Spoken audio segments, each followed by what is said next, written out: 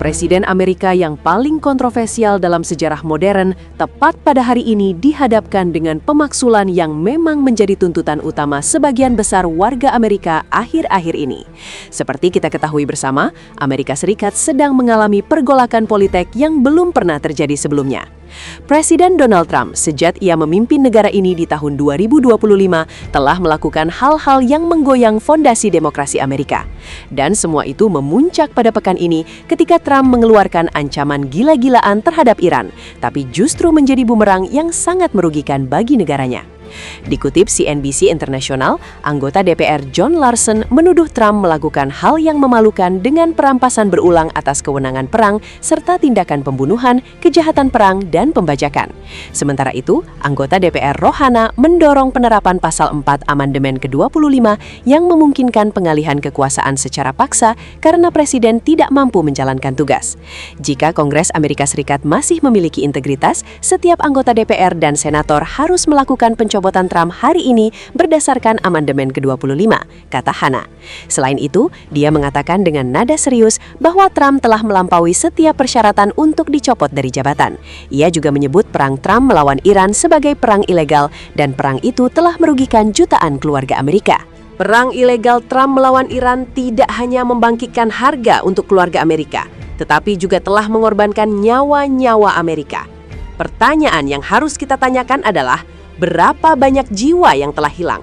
Berapa banyak keluarga yang telah kehilangan orang-orang terkasih mereka gara-gara Amerika kena hasut Israel? Ujarnya. Data yang tersedia menunjukkan bahwa puluhan pilot Amerika telah ditembak jatuh di langit Iran. Ribuan tentara Amerika yang bertugas di Timur Tengah gugur dalam perang yang tidak menguntungkan sedikit pun bagi mereka. Ekonomi Amerika terus berguncang. Harga minyak melambung tinggi karena ketegangan di Selat Hormuz yang merupakan salah satu rute perdagangan paling penting di dunia. Keluarga-keluarga Amerika yang sedang berjuang untuk membayar tagihan mereka sekarang harus menghadapi biaya energi yang meningkat drastis. Itulah dampak nyata dari keputusan Trump untuk membantu Israel dan terlibat dalam perang dengan Iran. Sementara itu, sumber-sumber media independen memperkirakan pengeluaran Amerika dalam operasi sayang Israel dan anti-Iran mencapai lebih dari $3 triliun dalam 2 dekade terakhir. Infrastruktur militer yang dibangun, senjata yang dikirim, bantuan yang diberikan, semuanya tampak sia-sia sekarang. Mayoritas media di AS juga menekankan bahwa Trump telah melangkahi kekuasaan Kongres dalam hal perang. Konstitusi Amerika dengan jelas mengatakan bahwa hanya Kongres yang memiliki kekuatan untuk menyatakan perang, bukan presiden. Namun, Trump telah bertindak sendirian tanpa izin Kongres mengirim pasukan militer ke Iran dan melakukan operasi militer yang luas. Perbuatan ini dianggap sebagai pelanggaran serius terhadap konstitusi Amerika dan sangat layak untuk dimaksulkan. Di lain sisi, Donald Trump sebelumnya mengklaim gencatan senjata dengan Iran sebagai kemenangan bagi Washington. Namun, klaim tersebut menuai kritik tajam dari sebagian besar rakyatnya. Anggota DPR John Larson menyebut hasil konflik ini sebagai kesalahan strategis fatal bagi pemerintahan Trump. Perang ini tidak berhasil merubah rezim Iran, penyerahan diri Iran maupun penghentian program nuklir mereka. Sebaliknya, Iran terbukti mampu menyerap serangan dan tetap mempertahankan instrumen kekuasaan intinya, termasuk produksi rudal dan drone, ujar Larson sebagaimana dilansir Reuters. Meskipun infrastruktur Iran dikabarkan luluh lantak akibat pemboman, kepemimpinan di Teheran tetap solid.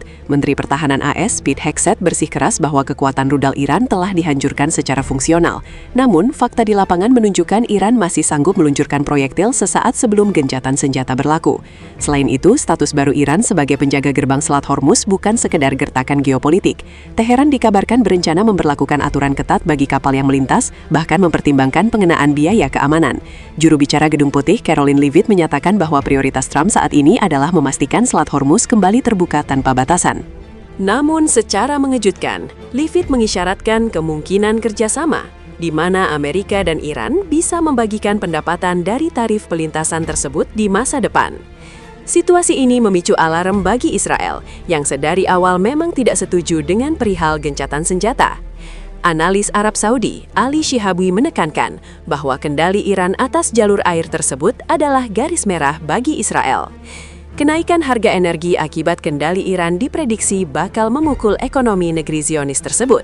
Sementara itu, klaim bahwa Israel ditinggalkan Amerika Serikat menguat, menyusul laporan gencatan senjata AS Iran dan kesepakatan terpisah AS dengan Houthi pada April 2026 yang dilakukan tanpa sepengetahuan Israel. Pemimpin oposisi Israel menyebut hal ini sebagai kegagalan total, di mana Amerika Serikat memprioritaskan kepentingannya sendiri. Israel merasa terkejut dan ditinggalkan karena Amerika Serikat mencapai kesepakatan dengan Iran dan Houthi yang berpotensi melemahkan posisi militer Israel di wilayah tersebut. Laporan menunjukkan Perdana Menteri Israel Benjamin Netanyahu tidak diberitahu mengenai perundingan tersebut, yang menandai keretakan signifikan dalam aliansi kedua negara.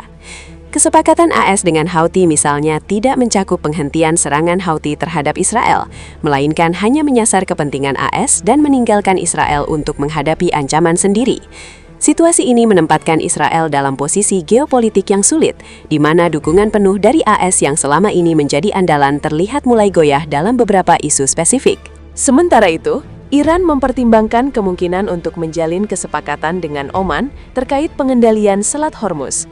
Wamenlu Iran, Kazim Garibabadi mengatakan, lalu lintas kapal tanker melalui jalur pengiriman minyak utama dunia itu harus diawasi dan dikoordinasikan oleh kedua negara tersebut.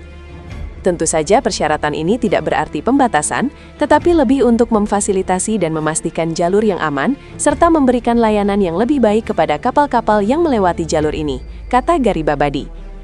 Selain itu, Ketua Komisi Keamanan Nasional di Parlemen Iran, Ibrahim Azizi mengatakan bahwa situasi di selat tersebut tidak akan pernah kembali ke kondisi sebelum perang. Azizi mengatakan proposal tersebut mencakup ketentuan untuk melarang pelayaran kapal yang terkait dengan negara-negara yang dianggap bermusuhan dengan Iran, terutama Israel. Azizi juga mengatakan kapal yang terkait dengan Israel, baik militer maupun sipil, serta kapal yang berlayar ke atau dari Israel akan dilarang melintasi Teluk Persia dan Selat Hormuz. Ia mengatakan ini akan berlaku untuk kapal yang kepemilikan, bendera atau muatannya terkait dengan Israel, serta kapal militer atau kapal yang terlibat dalam kegiatan intelijen yang dianggap membahayakan keamanan nasional Iran.